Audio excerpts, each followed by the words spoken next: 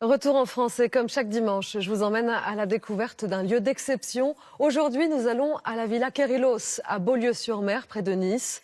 Cette bâtisse est estimée à 35 millions d'euros et pour cause, c'est une reconstitution d'une demeure de la Grèce antique. Visite guidée signée Sophie Lançon, Virgile Liado. Au bord de la Méditerranée, vue imprenable sur l'horizon. La Villa Kérilos. Un retour dans le passé, mais quel passé?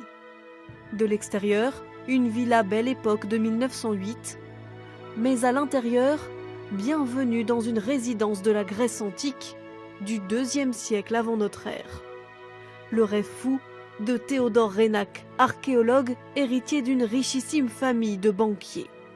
Immédiatement, on s'aperçoit que Théodore Reynac va avoir la volonté d'être à la fois extrêmement rigoureux dans la reconstitution, ou en tout cas dans la recherche d'être au plus proche de ce que était l'architecture antique, et puis en faisant appel aux matériaux les plus nobles, comme ces magnifiques colonnes doriques qui font le tour du péristyle, ou ces fresques absolument magnifiques. Du bois exotique, du marbre, de l'ivoire, une folie financière également. L'équivalent de 35 millions d'euros aujourd'hui, pour un effet sur les visiteurs jamais démenti, même 100 ans plus tard. On se retrouve projeté 2000 ans en arrière. Donc pour quelques heures de visite, on oublie la civilisation moderne et on part dans un voyage dans le temps. L'atmosphère permet de s'imprégner de la beauté de ces lieux avec des objets magnifiques. C'est nettement plus prodigieux que ce à quoi je m'attendais. C'est purement incroyable. Une maison antique. L'idée est de revivre comme à l'époque. Mais pas tout à fait non plus.